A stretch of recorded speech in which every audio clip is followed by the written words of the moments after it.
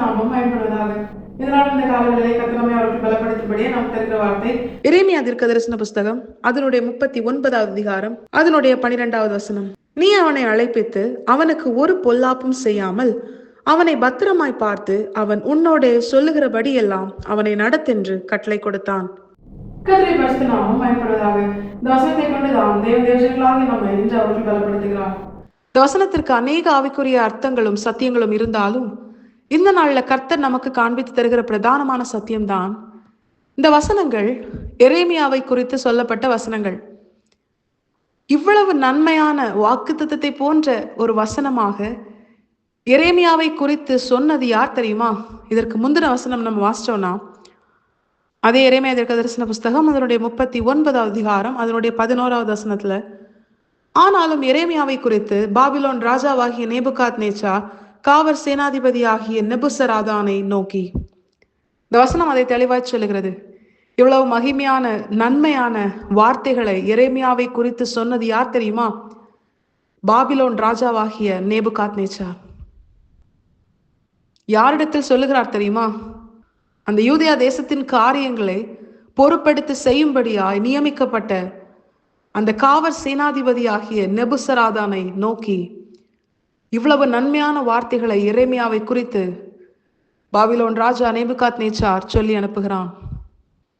இதிலிருந்து ஒரு பிரதானமான சத்தியத்தை தேவன் நமக்கு காண்பித்து தந்து நம்மை அவருக்குள்ளே பலப்படுத்துகிறார். தேவஜனங்களாகிய நாம் எப்படிப்பட்ட சூழ்நிலையில் இருந்தாலும், எப்படிப்பட்ட ஒரு வெறுமை, போராட்டம், பிரச்சனை நம்மை சூழ்ந்திருந்தாலும், இனி நாம் பிழைக்க வாய்ப்பே இல்லை என்ற நிலையில் நம்முடைய வாழ்க்கை இருந்தாலும், இனி எனக்கு ஒரு எதிர்காலம் இருக்கிறதா அப்படிப்பட்ட ஒரு கேள்வி நமக்கு முன்பாக இருந்தாலும், எரேமியாவினுடைய தற்போதைய சூழ்நிலை என்பது அவன் காவற் சாலையின் முற்றத்தில் அடைக்கப்பட்டிருக்கிறான். அவனை அடைத்த அந்த தேசம், அந்த தேசத்தின் ராஜா பாபிலோன் ராஜாவாகிய நேபுகாத் நேச்சரால் சிறைப்படுத்தப்பட்டான். அந்த தேசம் பிடிக்கப்பட்டது. பிடிக்கப்பட்ட அந்த தேசத்திற்குள் தான், பிடிக்கப்பட்ட அந்த ராஜாவால் தான் இந்த எரேமியா காவற்சாலையின் முற்றத்தில் அடைக்கப்பட்டிருக்கிறான். ஆனா இந்த எரேமியாவை குறித்து யார் அந்த தேசத்தை பிடித்தானோ, யார் அந்த தேசத்தின் ராஜாவை சிறைப்பிடித்தானோ, அந்த பாபிலோன் ராஜாவாகிய நேபுகாத் நேச்சார் இவ்வளவு நன்மையான வசனங்களை அவனை குறித்து சொல்லுகிறான். அந்த வசனத்தை மீண்டும் நாம் வாசித்தோமேயானால், நீ அவனை அழைப்பித்து அவனுக்கு ஒரு பொல்லாப்பும் செய்யாமல் அவனை பத்திரமாய் பார்த்து அவன் உன்னோடே சொல்லுகிறபடியெல்லாம் அவனை நடத்தென்று கட்டளை கொடுத்தான். உண்மையா யார் இதை செஞ்சிருக்கணும் தெரியுமா? இப்படி தேவனுடைய வாயாக இருந்து கர்த்தருடைய வார்த்தைகளை நமக்கு தெரியப்படுத்துகிற தேவனுடைய மனுஷன், தேவனுடைய தீர்க்கதரிசி எரேமியா என்று சொல்லி அந்த தேசத்தின் ராஜாவாகிய சிதேக்கியா தான் எரேமியாவை கனப்படுத்தி அவனிடத்துல கர்த்தருடைய வார்த்தைகளை கேட்டு அதை அறிந்து அதை கை கொண்டு செயல்பட வேண்டும். சிதேக்கியா தான் எரேமியாவை பத்திரமாய் பார்த்திருக்க வேண்டும், கனப்படுத்தி இருக்க வேண்டும், அவனுக்கு நன்மை செய்திருக்க வேண்டும், அவனை கொண்டு கர்த்தர் சொல்லுகிற ஆலோசனைக்கு கீழ்ப்படிந்திருக்க வேண்டும்.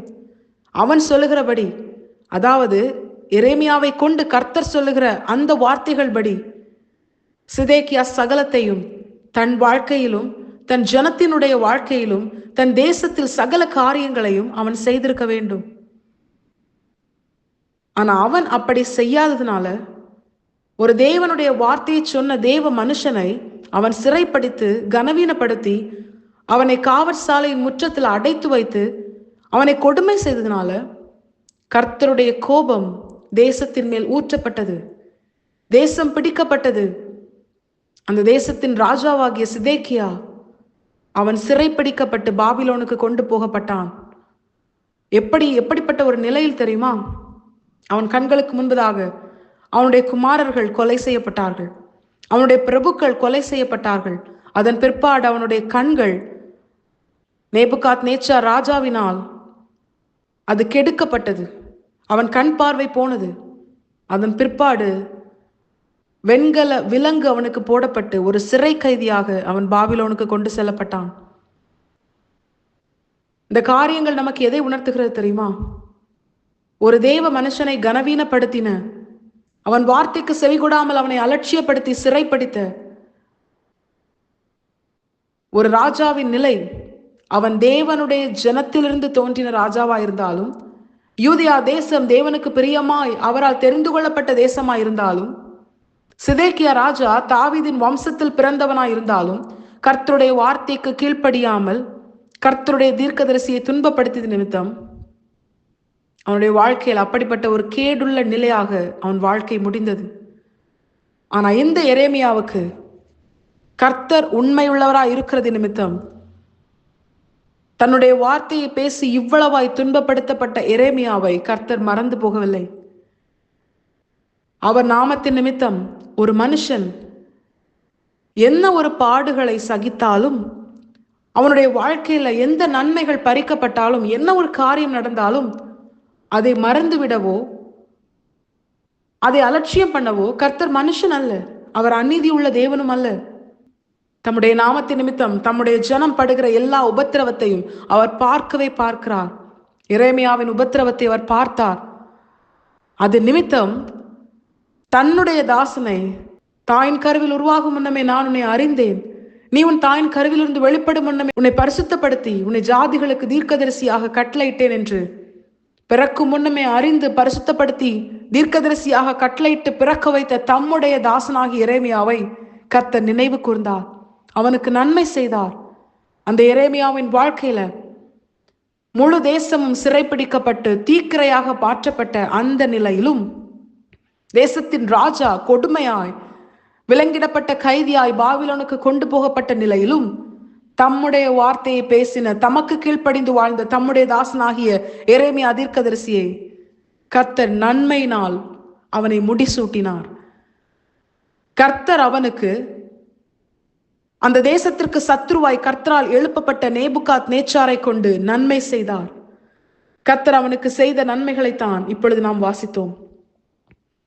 இதுல இருந்து கர்த்தர் தேவஜனங்களாகிய நம்மோடு கூட பேசுகிற பிரதானமான சத்தியம், தேவஜனமே, கர்த்தர் நிமித்தம், கர்த்தருடைய வார்த்தைக்கு கீழ்ப்படுகிறது நிமித்தம், கர்த்தருடைய வார்த்தை என்ன சொல்லுகிறதோ அதற்கு செவி கொடுத்து அதை செய்கிறது நிமித்தம், அவர் சொல்லுகிறதை நாம் நம்முடைய வாழ்க்கையில் வெளிப்படுத்துகிறது நிமித்தம், கர்த்தர் நிமித்தம் ஒரு தேவ பிள்ளை துன்பப்படுத்தப்பட்டாலும், சிறைப்பிடிக்கப்பட்டாலும், அவமதிக்கப்பட்டாலும், கொடுமையாக நடத்தப்பட்டாலும், நன்மைகள் பறிக்கப்பட்டாலும், என்ன நடந்தாலும், எரேமியா தீர்க்கதரிசியின் வாழ்க்கையிலிருந்து கர்த்தர் காண்பித்து தருகிற பிரதானமான சத்தியம் என்ன தெரியுமா?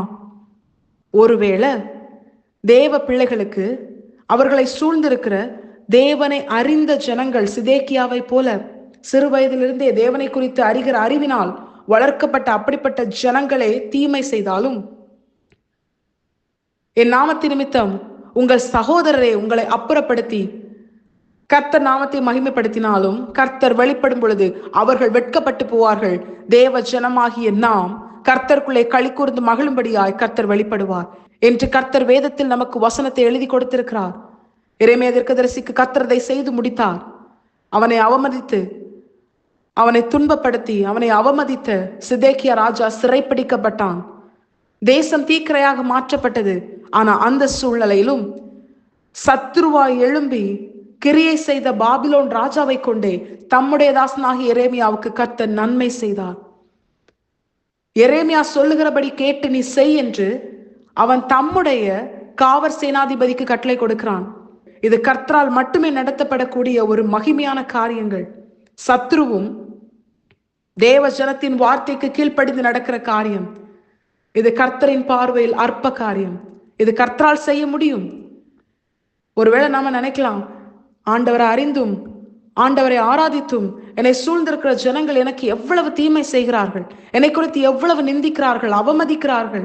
நான் கர்த்தரை தானே ஆராதிக்கிறேன், கர்த்தருக்கு பிரியமாக வாழத்தானே நான் என்னை அர்ப்பணித்திருக்கிறேன், கர்த்தருடைய வார்த்தை சொல்லும்படியான கிரியைகளை நடப்பிக்கதானே நான் காத்திருக்கிறேன், கர்த்தருடைய வார்த்தைக்கு தானே கீழ்ப்படுகிறேன் என்று சொல்லி தேவஜனங்கள் ஆகிய நாம் நம்முடைய இருதயத்தில் நாம் நினைக்கிற ஒவ்வொரு நினைவுகளையும் கர்த்தர் அறிந்திருக்கிறார். இப்படி கர்த்தருக்கு காத்திருந்து கர்த்தருடைய வார்த்தைக்கு செவி கொடுத்து அவருடைய வார்த்தைக்கு கீழ்ப்படுகிறது நிமித்தம் கர்த்தரை அறிந்த ஜனங்கள் ஒருவேளை துன்பப்படுத்தினாலும் கர்த்தர் வாக்கு பண்ணுகிறார், சத்துருக்களாய் எழும்பி நிற்கிறவர்களை கொண்டு உனக்கு நன்மை செய்ய என்னால் முடியும். உன்னை துன்பப்படுத்துகிறவர்களை பயப்படுத்தும்படியான மனிதர்களை எழுப்பி அவர்களை கொண்டு உனக்கு நன்மை செய்ய என்னால் முடியும் என்று கர்த்தர் இன்று வாக்கு பண்ணுகிறார். இந்த நேபுகாத்நேச்சாரை பார்த்து சிதேக்கியா பயந்தான். ஆனா அந்த நேபுகாத்நேச்சாரை கொண்டு எந்த சிதேக்கியா அவமரியாதையா நடத்தினானோ அந்த எரேமியாவுக்கு கர்த்தர் நன்மை செய்தார். எந்த சிதேக்கியா துன்பப்படுத்தினானோ, காவற் சாலையின் முற்றத்தில் அடைத்து வைத்தானோ, அந்த எரேமியாவுக்கு கனத்தையும் நன்மையையும் சிதேக்கியா பார்த்து பயந்த நேபுகாத்நேச்சாரை கொண்டு கர்த்தர் செய்தார். இது கர்த்தரால் நிச்சயமாய் கூடும். தேவனால் கூடாத காரியம் ஒன்றுமில்லை. யாரையும் எப்படியும் பயன்படுத்த நம்முடைய தேவனால் கூடும். வேதத்தில் ஒரு வசனம் அதை அழகாய் சொல்லுகிறது. கல்தேயரை படவிலிருந்து அலற செய்யத்தக்கவர்களை நான் பாபிலோனுக்கு அனுப்பினேன் என்று. அதை ஆவிக்குரிய அர்த்தமாய் தியானித்தோமையானால், சத்துருக்களை அலற பண்ணுகிறவர்களை நான் சத்ருவின் இடத்திற்கு அனுப்புவேன் என்று கர்த்தர் சொல்லுகிறார். இங்கே எரேமியாவுக்கு அவன் சொந்த ஜனமே, அவன் சொந்த தேசத்தின் ராஜாவே சத்ருவாக எழும்பி கர்த்தருக்கு விரோதமாய் அவன் செயல்படுகிறான். அப்படி சத்ருவாக எழும்பி கர்த்தருக்கு விரோதமாய் செயல்பட்ட சிதேக்கியாவை அலற பண்ணுகிற நேபுகாத்நேச்சாரை கர்த்தர் அனுப்பினார். ஆனா அந்த நேபுகாத்நேச்சாரால கர்த்தருடைய மனுஷனாகிய எரேமியாவுக்கு எந்த தீமையும் கிடையாது. இதுதான் தேவஜனமாகிய நாம் நம்முடைய இருதயத்தில் ஆழமாய் எழுதியிருக்க வேண்டிய ஒரு வசனம். நம்முடைய தேவன் நமக்கு தீமையாக எதையும் செய்ய மாட்டார். நம்மை சூழ்ந்திருக்கிற ஜனங்கள் ஒருவேளை இப்போ இப்படிப்பட்ட தீமையான காரியங்களை செய்தாலும், இனியுள்ள நாட்கள், நம்முடைய எதிர்காலம் அது கர்த்தருக்குள்ளே மகிமையாக இருக்கும்படியாய் நம்மை சூழ்ந்திருக்கிற ஜனங்களுக்குள் இருந்து கிரியை செய்கிற பொல்லாத பிசாசை அலற பண்ணி அதை அழித்து போடும்படியான ஒரு சூழ்நிலையை கர்த்தர் உருவாக்குவார். நமக்கு உதவி செய்யும்படியாய், நம்மை கனப்படுத்தி நமக்கு நன்மை செய்யும்படியான மனிதர்களை கர்த்தர் எழும்ப பண்ணுவார். இவை எல்லாவற்றையும் செய்கிறவர் கர்த்தர் ஒருவரே. இப்போ தேவஜனங்களாகிய நம்ம என்ன செய்யணும் தெரியுமா? யார் சத்ருவா எழும்பியிருக்கா, யார் ஆதரவா எழும்பியிருக்கா அப்படின்னு சொல்லி மற்றவர்களை பார்ப்பதை விட்டுவிட்டு தேவஜனங்களாகிய நாம் இவை எல்லாவற்றையும் செய்ய வல்லமையுள்ள கர்த்தரை நோக்கி பார்த்து, அதிலும் விசேஷமாய் நாம் புதிய ஏற்பாட்டு சபையை சார்ந்தவர்கள், ஆண்டவராக இயேசு கிறிஸ்துவுக்குள்ளாக ரட்சிக்கப்பட்ட அவருடைய சொந்த ஆடுகள், நமக்கு மாம்சத்தோடும் இரத்தத்தோடும் போராட்டம் கிடையாது. இப்ப நமக்கு இப்பொழுது சத்ருவா எழும்பி கிரியை செய்கிற பிசாசினால் பயன்படுத்தப்படுகிற மனிதர்கள் பிசாசின் கரத்திலிருந்து விடுதலையாக்கப்பட, நமக்கு எதிராய் கிரியை செய்கிற சத்ருவாகிய பிசாசானவன் அலறி அழிந்து போக நமக்கு ஆதரவான மனுஷர்களை கர்த்தர் எழும்ப பண்ணணும். இவை எல்லாவற்றையும் செய்கிறவர் கர்த்தர் ஒருவரே.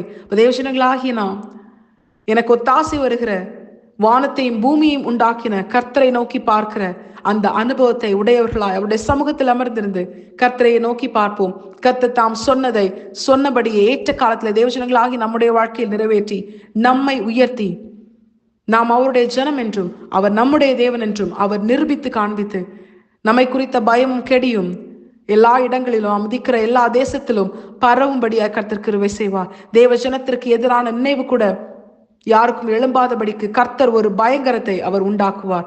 கர்த்தர் உண்மை உள்ளவர், சொன்னதை சொன்னபடியே செய்து முடிப்பார்.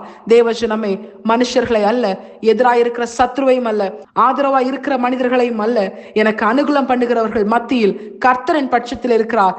ஆதலால் நான் என் சத்துருக்களில் சரி கட்டுதலை காண்பேன் என்று கர்த்தரையை நோக்கி பார்த்து கர்த்தருக்கு காத்திருப்போம். அவருடைய சமூகத்தில் அவருக்கு பிரியமான கிரியைகளை செய்து அவரை பிரியப்படுத்துவோம். கர்த்தர் நிச்சயமாய் தேவஜனங்களாகிய நம்மை உயர்த்தி நம்மிலே அவர் மகிமைப்படுவது, இம்மையிலும் மறுமையிலும் மகிமைப்படுவது அதிக நிச்சயம்.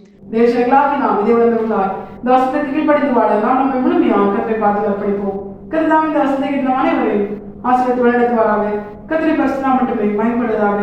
மாரநாதா, இயேசு வருகிறார். ஆயத்தமாகவும் அழைத்தப்படுத்துவோம். ஆமென்.